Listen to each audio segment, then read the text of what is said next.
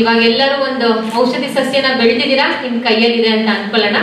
ಅದಾದ್ಮೇಲೆ ಏನ್ ಮಾಡ್ಬೇಕು? ಗಿಡ ಬೆಳೆದಿದೆ, ಅದು ಒಂದು ನೋಡಕ್ ಚೆನ್ನಾಗಿರುತ್ತೆ ಮನೆ ಮುಂದೆ ಇದ್ರೆ, ಇನ್ನೊಂದು ನಮಗೆ ಯಾವಾಗ ಬೇಕು ಕೆಮ್ಮು ನೆಗಡಿ ಆದಾಗ ಯೂಸ್ ಮಾಡ್ತೀವಿ. ಅಷ್ಟು ಬಿಟ್ರೆ ಔಷಧೀಯ ಸಸ್ಯಗಳನ್ನ ನಾವು ಬಳಸೋದು ತುಂಬಾ ಕಡಿಮೆ. ಯಾಕೆ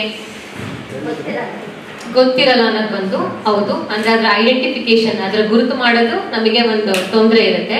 ಇನ್ನ ಒಂದೇನು ಅಂದ್ರೆ ಔಷಧೀಯ ಸಸ್ಯಗಳನ್ನ ನಾವು ಎಷ್ಟು ಅಂತ ತಿನ್ನಕ್ ಸಾಧ್ಯ.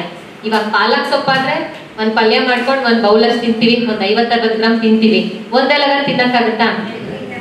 ಇವಾಗ ನಾವು ತುಳಸಿಯಿಂದ ಏನಾದ್ರು ಸಾಂಬಾರ್ ಮಾಡ್ತೀವ, ಪಲ್ಯ ಮಾಡ್ತೀವ, ಬಿಸ್ಕೆಟ್ ಇದೆಯಾ, ಕೇಕ್ ಇದೆಯಾ? ಏನೂ ಇಲ್ಲ. ಯಾಕೆ ಅಂದ್ರೆ ನಮ್ಗೆ ಅದನ್ನ ಅಷ್ಟೊಂದು ತಿನ್ನೋ ಅವಶ್ಯಕತೆನೇ ಇಲ್ಲ. ತಿನ್ನೋಂತ ಒಂದು 5-6 ಗ್ರಾಮ್ ಅಲ್ಲೇ ಅದ್ರ ಪ್ರಯೋಜನ ನಮಗೆ ಗೊತ್ತಾಗ್ಬಿಡುತ್ತೆ. ಅದೇ ನಾವು ಒಂದು ವಿಟಮಿನ್ ಎ ನಮ್ ದೇಹಕ್ಕೆ ಹೋಗ್ಬೇಕು ಅಂತಂದ್ರೆ ನಾವ್ ಇಷ್ಟೇ ಕ್ಯಾರೆಟ್ ತಿನ್ಬೇಕು ಅನ್ನೋದು ಅದೊಂದು ಲಿಖಿತದಲ್ಲಿ ಬರ್ದಿರುತ್ತೆ. ಒಂದು ರೆಕಮೆಂಡೆಡ್ ಡಯಟರಿ ಅಲೋವೆನ್ಸಸ್ ಅಂತ ನಾವ್ ಏನ್ ಹೇಳ್ತೀವಿ, ಒಂದು ದಿನಕ್ಕೆ ಒಂದು ಮನುಷ್ಯ ಇಷ್ಟೇ ಸೇವಿಸ್ಬೇಕು ಅಂತ ಅಂದ್ಬಿಟ್ಟು. ಅದೇ ರೀತಿ ಈ ಮೆಡಿಸಿನಲ್ ಪ್ಲಾಂಟ್ಸ್ ಅಥವಾ ಔಷಧೀಯ ಸಸ್ಯಗಳನ್ನು ನಾವು ಸೇವನೆ ಮಾಡ್ಬೇಕಾಗತ್ತೆ. ಇಷ್ಟೊಂದು ನೀವು ಕ್ಲಾಸ್ ಕೇಳಿರೋದ್ರಲ್ಲಿ ಔಷಧೀಯ ಸಸ್ಯ ಅಂದ್ರೆ ಏನ್ ಅರ್ಥ ಮಾಡ್ಕೊಂಡ್ರಿ? ಔಷಧಿ ಸಸ್ಯ ಅದರಿಂದ ಆ ಸಸ್ಯಗಳಿರೋ ಗುಣ ಮನುಷ್ಯನ ದೇಹಕ್ಕೆ ಸೇರಿ ಎಷ್ಟು ಉಪಯೋಗ ಆಗುತ್ತೆ, ಮತ್ತೆ ಔಷಧರಿಗೆ ಎಷ್ಟು ಇಂಪಾರ್ಟೆಂಟ್ ಆಗುತ್ತೆ ಅನ್ನೋದ್ರಿಂದ ಔಷಧಿ ಗುಣ ಸಸ್ಯಗಳು ಅಂತ ಗುರುತಿಸ್ತಾರೆ. Very good. ಔಷಧೀಯ ಸಸ್ಯ ಅಂದ್ರೆ ಏನೂ ಇಲ್ಲ, ಅದು ಸಹ ಒಂದು ಸಸ್ಯ. ಯಾವುದಾದರೂ ಒಂದು ಸಸ್ಯದ ಒಂದು ಭಾಗ ಅಂದ್ರೆ ಅದು ಎಲೆ ಆಗಿರ್ಬೋದು, ತೊಗಟೆ ಆಗಿರ್ಬೋದು, ಕಾಂಡ ಆಗಿರ್ಬೋದು, ಹೂವಾಗಿರ್ಬೋದು, ಬೀಜ ಆಗಿರ್ಬೋದು, ಅಥವಾ ಬೇರು ಸಹ ಆಗಿರ್ಬೋದು. ಈ ಇಷ್ಟರಲ್ಲಿ ಯಾವ್ದಾದ್ರು ಒಂದೇ ಒಂದು ಅಂಗ ಏನಾದ್ರೂ ಅದರಲ್ಲಿ ಔಷಧೀಯ ಗುಣನ ಒಳಪಟ್ಟಿದೆ ಅಂತಂದ್ರೆ ನಾವ್ ಅದನ್ನ ಔಷಧೀಯ ಸಸ್ಯ ಅಂತ ಹೇಳ್ತೀವಿ. ಉದಾಹರಣೆಗೆ ಎಲ್ಲದನ್ನು ಇವಾಗ ನಾವ್ ಏನೆಲ್ಲ ಸೇವಿಸ್ತೀವಿ ಅದನ್ನೆಲ್ಲದನ್ನು ನಾವು ಔಷಧೀಯ ಸಸ್ಯ ಅಂತಾನೆ ಹೇಳ್ಬೋದು. ಆದ್ರೆ ಮೆಡಿಸಿನಲ್ ಪ್ಲಾಂಟ್ಸ್ ಅಂತ ಅಂದ್ಬಿಟ್ಟು ಒಂದು ಗುಂಪೇ ಇದೆ. ಇವಾಗ ನಾವು ಅರಿಶಿನ ಅಂತ ತಗೊಂಡ್ರೆ ಅದಕ್ಕಿಲ್ವಾ ಮೆಡಿಸಿನಲ್ ಪ್ರಾಪರ್ಟಿ, ಔಷಧೀಯ ಗುಣ ಅದಕ್ಕಿಲ್ವಾ? ಅದರಲ್ಲಿರುವಂತ ಒಂದು ಆಕ್ಟಿವ್ ಇಂಗ್ರೀಡಿಯೆಂಟ್ ಕರ್ಕ್ಯೂಮಿನ್ ಅಂತ ನಾವ್ ಏನ್ ಹೇಳ್ತೀವಿ, ಅದಕ್ಕೆ ಅತಿ ಹೆಚ್ಚು ಒಂದು ಔಷಧೀಯ ಗುಣ ಇದೆ. ಸರಿ, ಇವಾಗ ನಾವು ಅದನ್ನೆಲ್ಲ ಬಿಟ್ಟು ಒಂದು ಬೇವು ಅಂತ ಕನ್ಸಿಡರ್ ಮಾಡೋಣ. ಈಗ ಒಂದು ಉದಾಹರಣೆ, ಈಗ ಔಷಧಿ ಸಸ್ಯದ್ದು ಬೇವು. ಬೇವಿಂದ ನಾವು ಏನ್ ಮೌಲ್ಯವರ್ಧನೆ ಮಾಡ್ಬೋದು? ಮೌಲ್ಯವರ್ಧನೆ ಅಂದ್ರೆ ಏನೂ ಇಲ್ಲ, ನೀವು ಸಂಪೂರ್ಣವಾಗಿ ಅದೇ ಒಂದು ಬೆಳೆಯಿಂದ ಆಹಾರ ಪದಾರ್ಥನ ತಯಾರಿ ಮಾಡೋ ಅವಶ್ಯಕತೆ ಇಲ್ಲ. ನೀವ್ ಯಾವ್ದೋ ಒಂದು ಬಿಸ್ಕೆಟ್ ಮಾಡ್ತಿದ್ದೀರಾ ಅಥವಾ ಕೇಕ್ ಮಾಡ್ತಿದ್ದೀರಾ, ಅದಕ್ಕೆ ಮಿನಿಮಮ್ ಅಂದ್ರೆ ಒಂದು 50% ಗಿಂತ ಜಾಸ್ತಿ ಇರಬೇಕು. ಬೇವು ಆಧಾರಿತ ಬಿಸ್ಕೆಟ್ ಅಥವಾ ಬೇವು ಆಧಾರಿತ ಕೇಕ್ ಅಂತ ನಾವು ಹೇಳಬೇಕು ಅಂತ ಅಂದ್ರೆ 50%, 50%ಕ್ಕಿಂತ ಅಧಿಕವಾಗಿ ಆ ಒಂದು ಸಾಮಗ್ರಿ ಅದ್ರಲ್ಲಿ ಇರ್ಬೇಕಾಗುತ್ತೆ. ಸೊ ಇವಾಗ ಅದೇ ತರ ಇವಾಗ ನುಗ್ಗೆ ಸೊಪ್ಪಿನ ಚಾಕ್ಲೇಟ್ಸ್ ಬಂದಿದೆ, ನುಗ್ಗೆ ಸೊಪ್ಪಿನ ಚಟ್ನಿ ಪುಡಿ ಮಾಡ್ತಾರೆ. ಇವಾಗ ಮೊರಿಂಗಾನು one of the medicinal property ಇರೋಂಥ ಪ್ಲಾಂಟ್ ಅಂತೀವಿ, ಆದ್ರೆ ಅದನ್ನ ನಾವು ಔಷಧೀಯ ಸಸ್ಯ ಅಂತ ಹೇಳ್ತೀವ. ಇವಾಗ ನೆಕ್ಸ್ಟ್ ಅದ್ ಬಿಟ್ರೆ ಇನ್ಯಾವ ಉದಾಹರಣೆಗಳಿವೆ? ಎಕ್ಕ ಇದೆ. ಎಕ್ಕದ ಎಲೆನ ಯಾರು ಸೇವನೆ ಮಾಡ್ತಾರೆ? ಎಕ್ಕಕ್ಕೂ ಔಷಧೀಯ ಗುಣಗಳಿದೆ. ಏನ್ ಮಾಡ್ಬೋದಪ್ಪ ಹಾಗಿದ್ರೆ? ಇದಕ್ಕೆ ಏನ್ ಮೌಲ್ಯವರ್ಧನೆ ಮಾಡ್ಬೋದು ನಾವು? ಇವಾಗ ನಾವು ಜ್ಯೂಸ್ ಕುಡಿತೀವಲ್ವಾ, ಎಲ್ಲರನ್ನು ಜ್ಯೂಸ್ ಕುಡಿಯುವಾಗ ಒಂದ್ ನೀರಿಗೆ ನಾವು ರಸನ ಪುಡಿ ಹಾಕ್ಬಿಟ್ಟು ಜ್ಯೂಸ್ ಕುಡಿತೀವಿ, ಅದಕ್ಕೆ ಏಲಕ್ಕಿ ಬೇಕಂದ್ರೆ ಏಲಕ್ಕಿ ಆಡ್ ಮಾಡ್ಕೋತೀವಿ. ಆ ತರ ನಾವು ಒಂದು ಚಿಕ್ಕ ಅಮೌಂಟ್ ಅಲ್ಲಿ ಏನು ಸ್ಪೈಸಸ್ ನಾವು ಆಡ್ ಮಾಡ್ಕೋತೀವಲ್ಲ, ಅದ್ರ ಬದಲಿಗೆ ಈ ಮೆಡಿಸಿನಲ್ ಗುಣಗಳೆಲ್ಲ ಸಸ್ಯನ ಪುಡಿ ಮಾಡಿ ಇಟ್ಕೊಂಡು ನೀವು ಆಡ್ ಮಾಡ್ಕೊಂಡು ಕುಡಿದ್ರೆ ಅದು ನಿಮ್ಮ ದೇಹಕ್ಕೆ ಆರೋಗ್ಯಕರ ಆಗಿರುತ್ತೆ. ಎಷ್ಟು ತಗೋಬಹುದು ಅನ್ನೋದು ನಿಮಗೆ ಗೊತ್ತಾಗುತ್ತೆ. ಅದನ್ನ ಡೈರೆಕ್ಟ್ ಆಗಿ ತಗೊಂಡ್ರೆ ಯಾವುದೇ ಕಾರಣಕ್ಕೂ ನಾವು ತಿನ್ನಕ್ ಆಗಲ್ಲ. ಅದನ್ನ ಒಂದು ಅದರಲ್ಲಿ ಒಗರಿರುತ್ತೆ, ಮತ್ತೆ ಅದು ಕಹಿ ಅಂಶ ಜಾಸ್ತಿ ಇರೋದ್ರಿಂದ ಕನ್ಸ್ಯೂಮರ್ ಆಕ್ಸೆಪ್ಟಬಿಲಿಟಿ ಕಡಿಮೆ ಇರುತ್ತೆ, ಗ್ರಾಹಕರು ಅದನ್ನ ಸ್ವೀಕರಿಸೋದು ತುಂಬಾ ಕಡಿಮೆ. ಇವಾಗ ಆಲದ ಎಲೆನೂ ಅಷ್ಟೇ ಒಂದು ಪ್ರಾಮುಖ್ಯತೆ ಇದೆ. ತುಂಬೆ ಹೂವು ಆಗಿರ್ಬೋದು, ಇವಾಗ ತುಂಬೆ ಹೂವು ಅಥವಾ ತುಂಬೆ ಸೊಪ್ಪಿಂದೆಲ್ಲ ಪಲ್ಯ ಮಾಡಕ್ ಶುರು ಮಾಡ್ಕೊಂಡಿದ್ದಾರೆ ಕೆಲವೊಂದಿಷ್ಟು ಗ್ರಾಮೀಣ ಪ್ರದೇಶದಲ್ಲಿ. ನಾವು ಹೋಗಿ ತರಬೇತಿ ಕೊಟ್ಟಾದ್ಮೇಲೆ ಈ ತರ ಅದಾದ್ಮೇಲೆ ದೊಡ್ಡ ಪತ್ರೆಯಿಂದನೂ ಅಷ್ಟೇ ಪಲ್ಯಗಳನ್ನ ಮಾಡ್ಬೋದು, ಈಗ ಚಟ್ನಿಗಳನ್ನ ಮಾಡ್ಬೋದು. ಈ ತರ ಒಂದಿಷ್ಟು ಮೌಲ್ಯವರ್ಧಿತ ಪದಾರ್ಥಗಳನ್ನ ನಾವು ಮಾಡ್ಬೋದು. ಮಾಡಾದ್ಮೇಲೆ ಯಾರು ತಗೋತಾರೆ? ಔಷಧೀಯ ಸಸ್ಯನ ನಾನು ಪ್ರಾಡಕ್ಟ್ ಮಾಡ್ತಾ ಇದೀನಿ ಅಂತ ಹೇಳ್ಬೋದು. ಅದರಿಂದ ನಾವು ಮಾಡಿ ನೆಕ್ಸ್ಟ್ ಅದನ್ನ ಮಾರಾಟ ಮಾಡ್ಬೇಕಲ್ವಾ? ಮಾಡ್ಬಿಟ್ಟು ನಾವ್ ಎಷ್ಟಾಗುತ್ತೆ ಅಷ್ಟನ್ನ ತಿಂದು ಮನೆ ಕೂತಕ್ಕೆ ಬಳಸಿ ನೆಕ್ಸ್ಟ್ ಅದನ್ನ ಮಾರುಕಟ್ಟೆಗೆ ಬಿಡುಗಡೆ ಮಾಡ್ಬೇಕು. ಮಾರುಕಟ್ಟೆಗೆ ಬಿಡುಗಡೆ ಮಾಡುವಾಗ ಇವಾಗ ನಾನು ಹೇಳ್ತೀನಿ, ನೀವೊಂದು ಬೇವನ್ನ ತಿಂತಿದ್ದೀರಾ ಇವತ್ತು ಅಂತಂದ್ರೆ ನಿಮ್ಮಲ್ಲಿ ಡಯಾಬಿಟಿಸ್ ಅಥವಾ ಶುಗರ್ ಕಮ್ಮಿ ಆಗುತ್ತೆ ಅಂತ ನಾನು ಹೇಳ್ತೀನಿ. ಶುಗರ್ ಕಮ್ಮಿ ಆಗುತ್ತೆ ಅಂತ ಹೇಳಕ್ಕೆ ಏನ್ ಆಧಾರಿತ ಹೇಳಿ? ನಾವೇನ್ ಮಾಡಿಸ್ತೀವಿ? ಶುಗರ್ ತೋರ್ಸಕ್ ಹೋಗಕ್ಕಿಂತ ಮುಂಚೆ ಏನ್ ಮಾಡ್ತೀವಿ? ರಕ್ತ ಪರೀಕ್ಷೆ ಮಾಡಿಸ್ಕೊಳ್ತೀವಿ. ಇವಾಗ ನೀವು ಬೇವಿನ ಯಾವುದೇ ರೀತಿ ಪದಾರ್ಥ ತಿಂತಾ ಇಲ್ಲ ಅಂತ ಅನ್ಕೊಳ್ಳಿ, ಇವತ್ತು 0 ಡೇ ಅಂತ ನಾವೀಗ ಇವತ್ತನ್ನ ಕನ್ಸಿಡರ್ ಮಾಡ್ಬಿಟ್ಟು ಇವತ್ತು ಹೋಗಿ ನಮ್ಮ ರಕ್ತ ಪರೀಕ್ಷೆನ ನಾವು ಮಾಡಿಸ್ಬೇಕು. ಅವಾಗ ನಮ್ಮ ರಕ್ತದಲ್ಲಿರೋ ಸಕ್ಕರೆ ಅಂಶ ಎಷ್ಟಿದೆ ಅಂತ ಗೊತ್ತಾಗುತ್ತೆ. ಇದಾದ್ಮೇಲೆ ಮಿನಿಮಮ್ ಆಗಿ 120 ದಿನಗಳ ಕಾಲ ನೀವು ಅದನ್ನ ಸೇವಿಸಬೇಕು. ಯಾಕೆ ಅಂದ್ರೆ ನಮ್ಮ ದೇಹದಲ್ಲಿ ರೆಡ್ ಬ್ಲಡ್ ಸೆಲ್ಸ್, ಕೆಂಪು ರಕ್ತ ಕಣಗಳ ಉತ್ಪತ್ತಿ ಆಗಕ್ಕೆ ಮಿನಿಮಮ್ 120 ದಿನ ಬೇಕಾಗುತ್ತೆ. ಆ 120 ದಿನ ನೀವು ಸೇವಿಸಿ ಆದ್ಮೇಲೆ ಮತ್ತೆ ಆ 121ನೇ ದಿನಕ್ಕೆ ರಕ್ತ ಪರೀಕ್ಷೆ ಮಾಡಿಸ್ಬೇಕು. 21 ಅಂತೇನಿಲ್ಲ, ಅದಾದ್ಮೇಲೆ ಒಂದ್ 5 ತಿಂಗಳಿಗೆ ಅವಾಗ ನೀವು ಟೆಸ್ಟ್ ಮಾಡಿಸಿದಾಗ ನಿಮ್ಮಲ್ಲಿ ಏನ ರಕ್ತದಲ್ಲಿ ಸಕ್ಕರೆ ಅಂಶದ ವ್ಯತ್ಯಾಸ ಕಂಡು ಬರುತ್ತಲ್ಲ, ಅವಾಗ ಮಾತ್ರ ನಾವು ಹೇಳ್ಬೋದು ಹೌದು ಇದನ್ನ ಹಾಕಿ ನಾನು ತಯಾರಿಸಿದಂತ ಪದಾರ್ಥದಲ್ಲಿ ಔಷಧಿಯ ಗುಣ ಇತ್ತು, ಅದು ಅಷ್ಟೇ ಎಫಿಷಿಯಂಟ್ ಆಗಿ ವರ್ಕ್ ಆಯ್ತು ಅಂದ್ಬಿಟ್ಟು ನಾವು ಅದನ್ನ ಹೇಳ್ಬೋದು. ಹೆಂಗಪ್ಪ ವರ್ಕ್ ಮಾಡುತ್ತೆ ಹಂಗಾದ್ರೆ? ಶುಗರ್ ಎಲ್ಲರಿಗೂ ಕಾಮನ್, ಈಗ ಹುಟ್ಟ ಮಕ್ಕಳಿಗೂ ಬರುತ್ತೆ, ಜುವೈನಲ್ ಡಯಾಬಿಟಿಸ್ ಅಂತ ನಾವು ಹೇಳ್ತೀವಿ. ಯಾಕೆ ಡಯಾಬಿಟಿಸ್ ಬರುತ್ತೆ?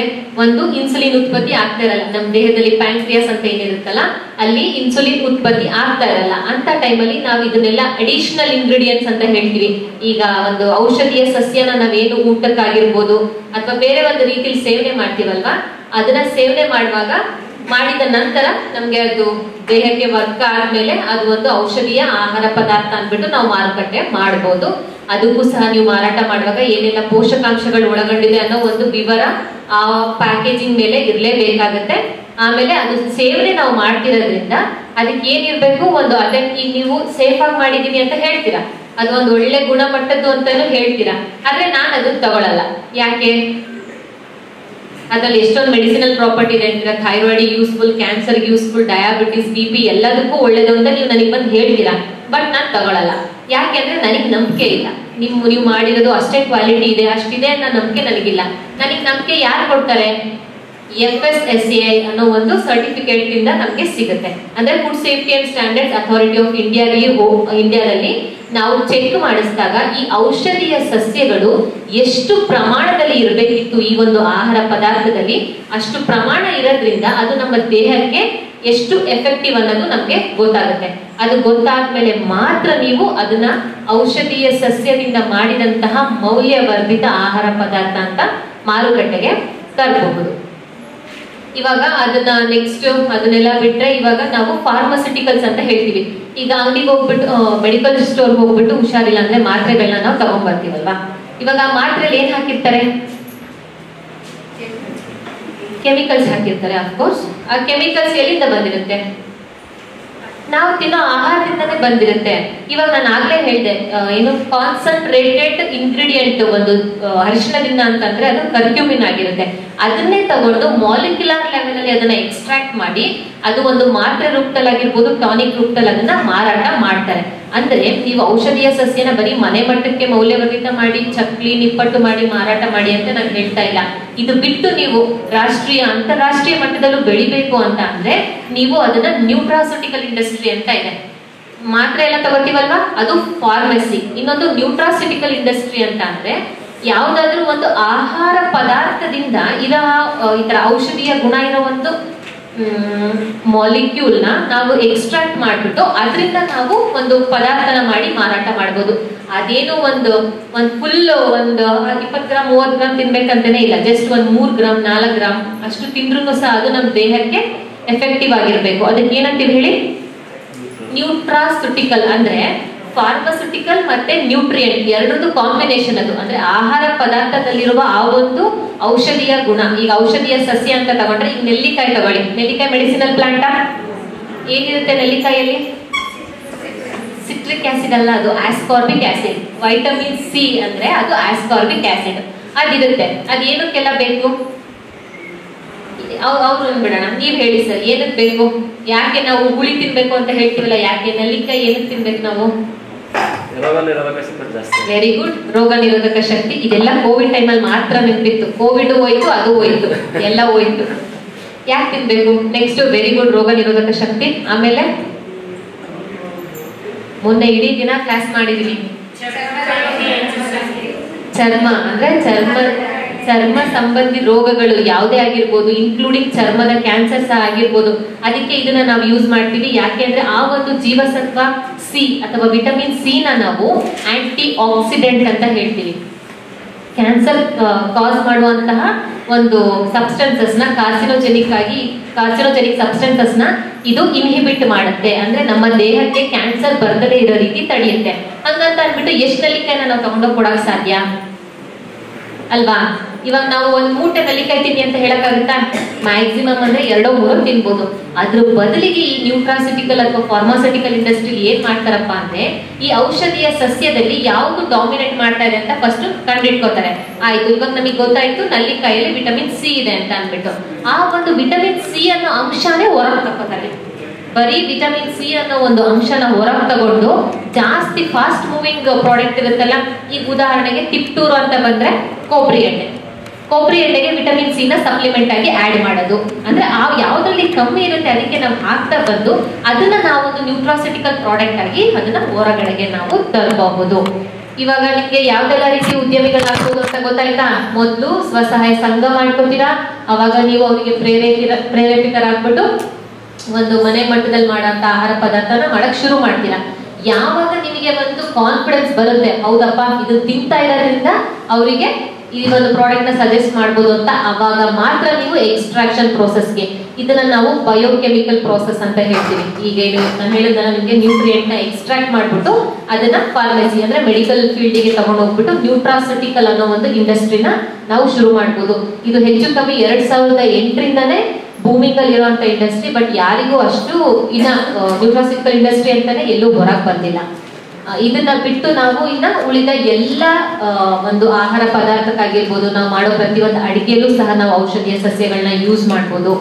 ನೆಲ್ಲಿಕಾಯಿ, ತುಂಬೆ ಹೂವು, ದೊಡ್ಡಪತ್ರೆ ಅಂತದೆಲ್ಲ ಬಿಟ್ರೆ ಇನ್ನ ನೆಕ್ಸ್ಟ್ ನಾವು ನೋಡೇ ಇರಲ್ಲ, ತಿಂದೇ ಇರಲ್ಲ ಅನ್ನೋದಾದ್ರೆ ಆ ರೀತಿಯ ಒಂದಿಷ್ಟು ಕೆಲವೊಂದು ಇದಿದೆ. ಅರಳಿ ಆಗ್ಲೇ ಹೇಳಿದಂಗೆ ಇದು ಒಂದು ಆಮ್ಲಜನಕದ ಆಗರ, ಅಂದ್ರೆ ಸಸ್ಯ ಅದ್ರ ಕೆಲಸ ಏನು ನಮಗೆ ಕೊಡೋದು, ಅದನ್ನ ಇದು ಮಾಡುತ್ತೆ. ನೆಕ್ಸ್ಟ್ ತೊಗಟೆಯ ಕಷಾಯ, ಕಜ್ಜಿ ಹುಣ್ಣೆಗೆ ಔಷಧ, ಮತ್ತೆ ಅರಗಿನ ಹುಳುಗಳಿಗೆ ಆಹಾರ.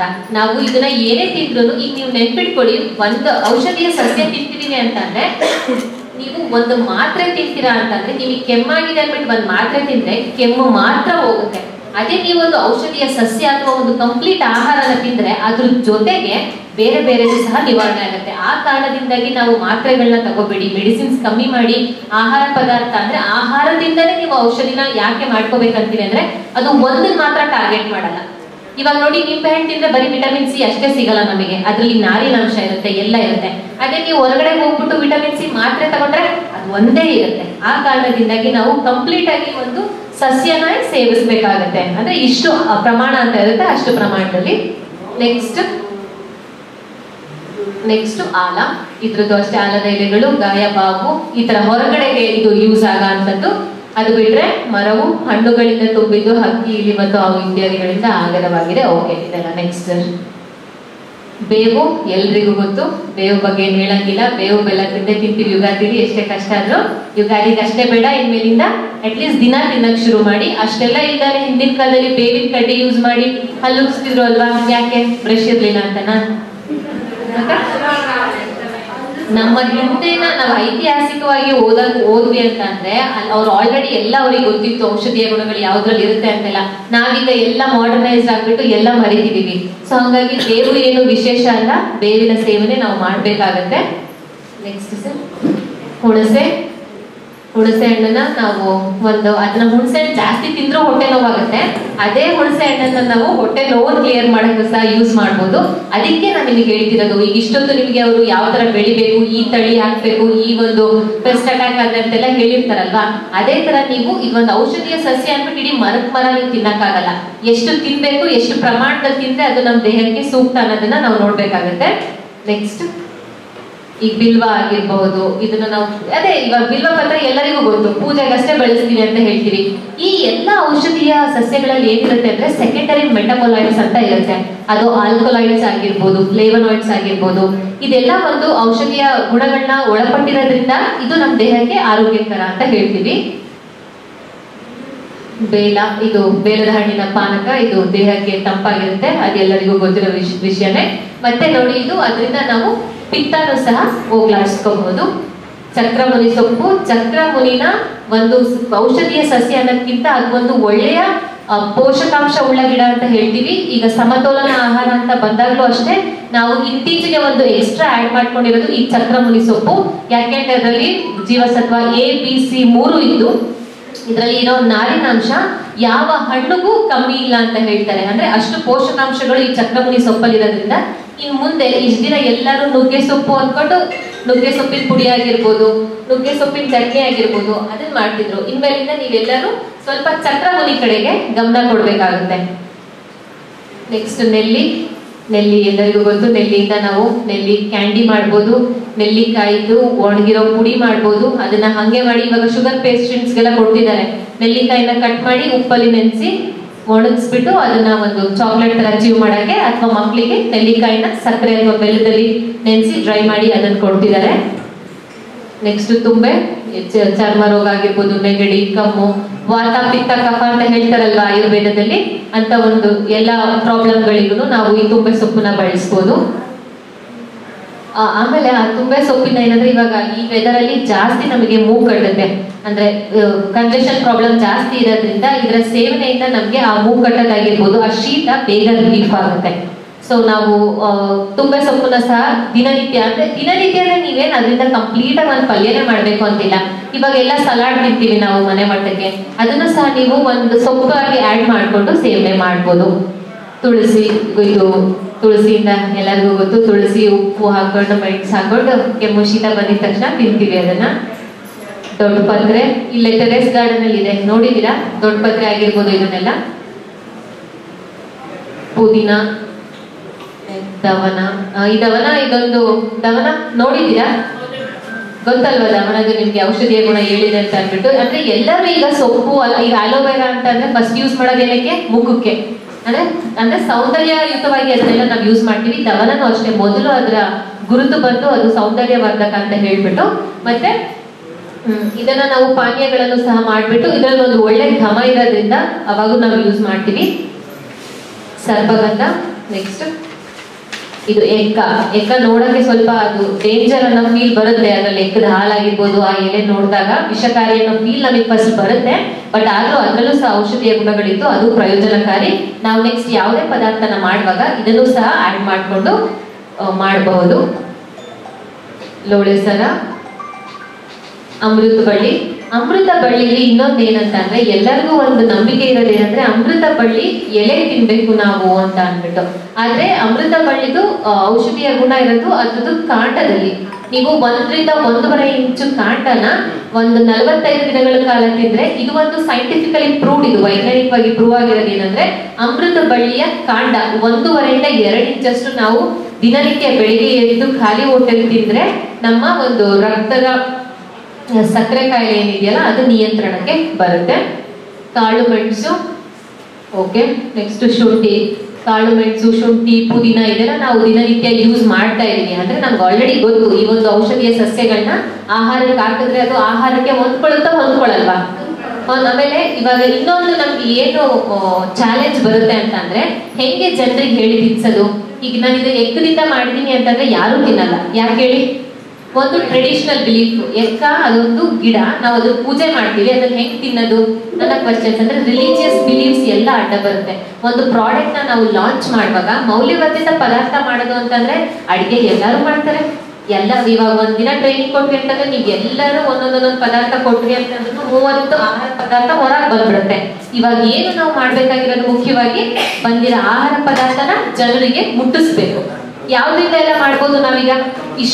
ನಾನು ಇಷ್ಟೆಲ್ಲದನ್ನು ನಿಮಗೆ ಲಿಸ್ಟ್ ಹೇಳಿದ್ರಲ್ಲ, ಇದ್ರಲ್ಲಿ ಯಾವ್ದೊಂದು ಮಾಡಿದ್ರೆ ಈ ತಿಪ್ಟೂರು ತಾಲೂಕಲ್ಲಿ ಕ್ಲಿಕ್ ಆಗುತ್ತೆ ಹೇಳಿ ನೋಡೋಣ. ಮಾರುಕಟ್ಟೆ ಯಾವ್ದ್ರಿಂದ ಮಾಡ್ಬೋದು ನಾವು ಮಾಡಿದ್ರೆ? Very good, yes. ಇವತ್ತು ಅಷ್ಟೇ ಸ್ಟಾಲ್ ಅಲ್ಲಿ ಒಂದು ಫ್ಲೇವರ್ಡ್ ವರ್ಜಿನ್ ಕೋಕೋನಟ್ ಆಯಿಲ್ ಅಂತ ತಂದಿದ್ರು. ಅವ್ರ ಮೇಜರ್ ಮೋಟೋ ಬಂದು ಅಡಿಗೆಗೆ ಹಾಕಿದಾಗ ತೆಂಗಿನೆಣ್ಣೆ ಸ್ಮೆಲ್ ಹಂಗೆ ಬರುತ್ತೆ, ತಿಂದ್ರೆ ಚೆನ್ನಾಗ್ ಅನ್ಸಲ್ಲ ಅನ್ನೋ ಕಾರಣಕ್ಕೋಸ್ಕರ ಫ್ಲೇವರ್ ಮಾಡಿದೀವಿ. ಸೇಮ್ ರೇಟ್ ಇದೆ, ಯಾಕಂದ್ರೆ ಜನ ರೇಟ್ ಅಲ್ಲಿ ಅದ್ರ ಬದಲು ಮಾಡಿದ್ರೆ ತಗೊಳ್ಳಲ್ಲ ಅಂತ ಅಂದ್ಬಿಟ್ಟು. ಬಟ್ ಫ್ಲೇವರ್ ಮಾಡಿದಾರೆ ಅಂದ್ರೆ ಅದ್ರ ಕಾಸ್ಟ್ಲಿ ಆಗುತ್ತೆ. ದವನ ಯೂಸ್ ಮಾಡಿದ್ದಾರೆ ಅಂತಂದ್ರೆ ಅದೊಂದು ಔಷಧೀಯ ಗುಣ ಇರೋದ್ರಿಂದ ಅಫ್ಕೋರ್ಸ್ ಅದನ್ನ ಒಂದು ನ್ಯೂಟ್ರಾಸಿಟಿಕಲ್ ಆಯಿಲ್ ಅಂತ ಅಂದ್ಬಿಟ್ಟು ನಾವು ಮಾರಾಟ ಮಾಡ್ಬೋದು. Very good. ಆ ದವನ ಏನಿದೆ ಅಲ್ವಾ, ದವನದ ಎಲೆಗಳನ್ನ ಪಿಜ್ಜಾ ಮೇಲೆ ನಾವು ಆರಿಗೆನೋ ಲೀವ್ಸ್ ಅಂತ ಹಾಕೊಂಡು ತಿಂತೀವಲ್ವಾ, ನೆಕ್ಸ್ಟ್ ಇನ್ನೇನ್ ಮಾಡ್ಬೋದು?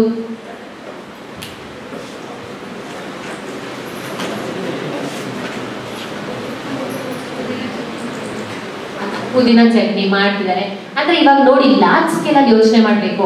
ಈಗ ನೋಡಿ ಅವ್ರು ಹೇಳಿದ್ರು ವರ್ಜಿನ್ ಕೋಕೋನಟ್ ಆಯಿಲ್ ಅಂತ ಅನ್ಬಿಟ್ಟು, ಅದು ಎಷ್ಟು ಫಾಸ್ಟ್ ಮೂವಿಂಗ್. ಅದು ಎಣ್ಣೆ ಯಾರು ಯೂಸ್ ಮಾಡಲ್ಲ, ದಿನ ಅಡಿಗೆಗೆ ಎಣ್ಣೆ ಬೇಕೇ ಬೇಕಲ್ವಾ. ದವನ ಏನು ನೀವೆಷ್ಟು ಒಂದು ಅರ್ಧ ಅಡಿ ಜಾಗದಲ್ಲಿ ಹಾಕೊಂಡ್ರು ನೀವು ಹೆಚ್ಚು ಕಮ್ಮಿ ಒಂದು 5 ಲೀಟರ್ ಎಣ್ಣೆ ತನಕ ಅದನ್ನ ನೀವು ಬಳಸ್ಕೋಬಹುದು. ಅದನ್ನ ನೀವು ಎಕ್ಸ್ಪೆಕ್ಟ್ ಮಾಡಿ ಬಳಸ್ತೀರ ಅನ್ನೋದಾದ್ರೆ. ಅದು ಬಿಟ್ರೆ ನೆಲ್ಲಿಕಾಯಿಂದ ಏನ್ ಮಾಡಕ್ ಸಾಧ್ಯ ಇಲ್ಲ. ನಮ್ ಫಾರ್ಮ್ ಅಲ್ಲೇ ಒಂದ್ 30-40 ನೆಲ್ಲಿಕಾಯಿ ಗಿಡ ಇದೆ. ಏನ್ ಮಾಡ್ಬೋದು ನೆಲ್ಲಿಕಾಯಿ ಗಿಡದಿಂದ? ಏನ್ ಮಾಡ್ಬೋದು ಸರ್ ನೀವ್ ಹೇಳಿ? ಚಟ್ನಿ ಮಾಡ್ಬೋದು. ಮಾರಾಟ ಮಾಡ್ಬೇಕು ದೂರಕ್ಕೆ ಅನ್ನೋದಾದ್ರೆ ಒಣಗಿಸ್ಬಿಟ್ಟು ಪುಡಿ ಮಾಡ್ಬೋದಾ? ನಾವನ್ನ ಪುಡಿ ಮಾಡ್ಬಿಟ್ಟು ನೀರಿಗೆ ಹಾಕೊಂಡು ಕುಡಿಬೋದಾ? ಅದ್ರಿಂದಲೂ ನಮ್ಗೆ ಅಂದ್ರೆ ನೆಲ್ಲಿಕಾಯಿ ಪೌಡರ್ ಅಂತ ನಾವು ಮಾರಾಟ ಮಾಡ್ಬೋದಾ? ಈಗ ತೆಂಗಿನ ಪುಡಿ ಎಲ್ಲ desiccated coconut powder, dehydrated coconut powder ಅಂತೆಲ್ಲ ಮಾರುಕಟ್ಟೆ ಇದೆ.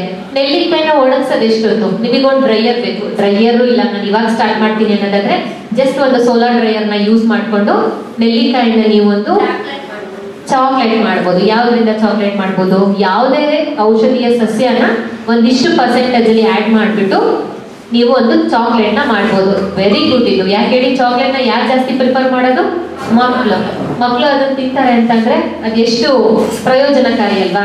ಆದ್ರೆ ನೆನಪಲ್ಲಿ ಇಟ್ಕೊಳ್ಳಿ, ನೀವು ಚಾಕ್ಲೇಟ್ಗಾಗ್ಲಿ ಯಾವುದಕ್ಕಾಗ್ಲಿ ಈ ತರ ಒಂದು ಟಾರ್ಗೆಟ್ ಗ್ರೂಪಿಂಗ್ ನೀವು ಮಾಡ್ತಾ ಇದ್ದೀರಾ. ಮಕ್ಕಳು, ವಯಸ್ಸಾದವರು, ಗರ್ಭಿಣಿಯರು, ಬಾಣಂತಿಯರು ಅಂತೆಲ್ಲ ನಾವು ಟಾರ್ಗೆಟ್ ಮಾಡುವಾಗ 40% ಜಾಸ್ತಿ ಅಂತೂ ಇರಲೇಬೇಕು. ಅದೇ 50% ಇದ್ರೆ ಮಾತ್ರ ನಾವು ಆ ಒಂದು ಫೆಸಿಲಿಟಿ ಕಲಿಯಲು ಸಾಧ್ಯ. ಇಲ್ಲಾಂದ್ರೆ ಒಂದು 10% ಆಗ್ತಿರೋದಂದ್ರೆ ನೀವು ಇಂಟರ್ನೆಟ್ ಸಾಮಗ್ರಿ ಹಾಕಿರ್ಬೋದು ಅಷ್ಟೇ. 10% ಇದೆ ಅಥವಾ 15% ಇದೆ ಅಂತ. ಬಟ್ ನೀವು 50% ಹಾಕಿದ್ರೆ ಮಾತ್ರ ಅದು ಒಂದು ಕಂಪ್ಲೀಟ್. ಈಗ ಫಾರ್ ಎಕ್ಸಾಂಪಲ್ ಎಕ್ಕದ ಚಾಕ್ಲೇಟ್ ಅಂತ ಅಂದ್ಬಿಟ್ಟು ನಾವು ಮಾರಾಟ ಮಾಡಬಹುದು. ಯಾವುದು ಸೂಕ್ತ ಆಗುತ್ತೆ ಅನ್ನೋದನ್ನ ನಾವು ಫಸ್ಟ್ ಚೆಕ್ ಮಾಡ್ಬೇಕಾಗುತ್ತೆ. ಅಂದ್ರೆ ಈ ರೀತಿಯ ಹಲವಾರು ಆಪ್ಷನ್ಸ್ ನಮಗಿದೆ. ನೀವು ಫಸ್ಟ್ ನೋಡ್ಬೇಕಾಗಿರೋದು ಯಾವ ಗ್ರಾಮಕ್ಕೆ ಯಾವ ಒಂದು ಔಷಧೀಯ ಸಸಿಯಿಂದ ನಾವು ಆಹಾರ ಪದಾರ್ಥನ ಮಾಡಿದ್ರೆ ಅದಕ್ಕೆ ಡಿಮಾಂಡ್ ಇದೆ ಅನ್ನೋದು ನಿಮ್ಮ ಮೊದಲ ಸರ್ವೆ ಆಗಿರ್ಬೇಕು. ನೀವೊಂದು ಇದರಿಂದ ಪ್ರಾಡಕ್ಟ್ಸ್ ನ ಮಾಡಿ ಲಾಂಚ್ ಮಾಡ್ತೀರ ಅನ್ನೋದಾದ್ರೆ. ಎರಡನೇದು ಯಾರಿಗೆ ಯಾವ ಪ್ರಾಡಕ್ಟ್ ಮೂವ್ ಆಗ್ತಾ ಇದೆ, ಎರಡನೇದು ಯಾರಿಗೆ, ಆಮೇಲೆ ನೆಕ್ಸ್ಟ್ ಯಾವ ಪ್ರಾಡಕ್ಟ್ ಅನ್ನ ನೀವು ಮಾಡಿ ಅದನ್ನ ಲಾಂಚ್ ಮಾಡ್ತೀರಾ. ಆಮೇಲೆ ಮುಖ್ಯವಾಗಿ ಬರೋದು ನಿಮ್ಮ ಮಾರ್ಕೆಟಿಂಗ್ ಸ್ಟ್ರಾಟಜಿ. ಸುಮ್ಮನೆ ಮಾಡ್ಬಿಟ್ಟು ಮನೇಲಿ ಇಟ್ಕೊಂಡ್ರೆ ಯಾರು ಬಂದು ತಗೊಳಲ್ಲ. ಯಾಕಂದ್ರೆ ಔಷಧೀಯ ಸಸ್ಯ ಅಂತಂದ್ರೆ ಆಯುರ್ವೇದಕ್ಕೆ ಎಷ್ಟಿದೆ ಬೆಲೆ ಇವಾಗ? ಮೊದಲೆಲ್ಲ ಆಯುರ್ವೇದ ಅಂದ್ರೆ ನಾವ್ ಯಾರಾದ್ರೂ ಹೋಗ್ತಿದ್ವಾ? ಇಲ್ಲ, ತುಂಬಾ ಸ್ಲೋ ವರ್ಕಿಂಗ್, ಅದೇನ್ ಎಫಿಷಿಯಂಟ್ ಇಲ್ಲ, ಎಫೆಕ್ಟಿವ್ ಇಲ್ಲ. ಇವಾಗ ಮಾತ್ರ ನುಗ್ಗಿದ್ರೆ ನಾನು ನೆಕ್ಸ್ಟ್ ಮಿನಿಟಿಗೆ ನಾನು ಸ್ಟಡಿ ಆಗ್ಬೇಕು ಅಂತ ಎಲ್ಲ ನಾವು ಬರೀ ಅಡ್ವಾನ್ಸ್ಡ್ ಮೆಡಿಸಿನ್ಸೇ ನಾವು ತಗೋತಿದ್ದು. ಬಟ್ ಇವಾಗ ಎಲ್ಲರಿಗೂ ಗೊತ್ತಾಗಿದೆ ಎಲ್ಲ ಸೈಡ್ ಎಫೆಕ್ಟ್ಸ್ ಇಂದ ನಾವು ಹೊರಗೆ ಬರಬೇಕು ಅನ್ನೋದಾದ್ರೆ ಸ್ಲೋ ಆದ್ರೂ ಪರವಾಗಿಲ್ಲ, 2 ದಿನ ಲೇಟ್ ಆದ್ರೂ ಪರವಾಗಿಲ್ಲ, ಯಾವುದೇ ರೀತಿಯ ಒಂದು ಕೆಟ್ಟ ಅಡ್ಡ ಪರಿಣಾಮಗಳಿಲ್ಲದೆ ಇರೋ ತರ ನಾವು ಆಯುರ್ವೇದದಲ್ಲಿ ಏನ್ ಫಾಲೋ ಮಾಡ್ತಾರೆ, ಏನಿದೆ ಅದರಲ್ಲಿ? ಅವ್ರೇ ಎಲ್ಲಿಂದ ಇದು ಫಾರಿನ್ ಇಂದ ತರಿಸ್ತಾರ ಎಲ್ಲ ಇದರ ಮೆಡಿಸಿನ್ಸ್ ನ? Yes, very good. ಅಂದ್ರೆ ಇಲ್ಲಿರೋ ಔಷಧೀಯ ಸಸ್ಯಗಳನ್ನ ಯೂಸ್ ಮಾಡಿ ದೊಡ್ಡ ದೊಡ್ಡ ಮೆಡಿಸಿನ್ ಡಿಪಾರ್ಟ್ಮೆಂಟ್ಸೇ ಇದೆ. ಆದ್ರೆ ನಾವು ಮನೆ ಪಕ್ಕ ಬೆಳೆದಿದ್ರೆ ಅದನ್ನ ಕಳೆ ಅಂತ ಕಿತ್ತಿ ಬಿಸಾಕದಷ್ಟೇ. ಇನ್ಮೇಲಿಂದ ನಾವ್ ಯಾರು ಹಂಗ್ ಮಾಡೋದ್ ಬೇಡ. ಅಟ್ಲೀಸ್ಟ್ ದಿನಕ್ಕೆ 10 ಎಲೆ ಆದ್ರೂ ಬೇವಿನ ಸೊಪ್ಪು ತಿನ್ನಿ, 1 ನೆಲ್ಲಿಕಾಯಿ ತಿನ್ನಿ, ಸಾಧ್ಯ ಆದ್ರೆ 2 ದೊಡ್ಡ ಪತ್ರೆ ಜೊತೆಗೆ 1 ಸಣ್ಣ ಅರಳುಕನ್ನ ಹಾಕೊಂಡು ತಿನ್ನಿ. ನಿಮ್ಮ ದೇಹದ ಆರೋಗ್ಯ ಚೆನ್ನಾಗಿರುತ್ತೆ. ಅಂದ್ರೆ ನಿಮ್ಮ ರೋಗ ನಿರೋಧಕ ಶಕ್ತಿ ಹೆಚ್ಚಾಗುತ್ತೆ. ಗೋಲ್ಡನ್ ಮಿಲ್ಕ್ ಅಂತ ಬಂತು ಕೊರೋನಾ ವೈರಸ್ ಟೈಮಲ್ಲಿ, ಹಾಲಿಗೆ ಅರಿಶಿನ ಪುಡಿ ಹಾಕೊಂಡು ಕುಡಿಯೋದು. ಅದು ಮುಗಿದ ತಕ್ಷಣನೇ ಬಿಟ್ವಿ. ಅಂದ್ರೆ ಇದನ್ನ ಆತರ ಮಾಡಬೇಡಿ.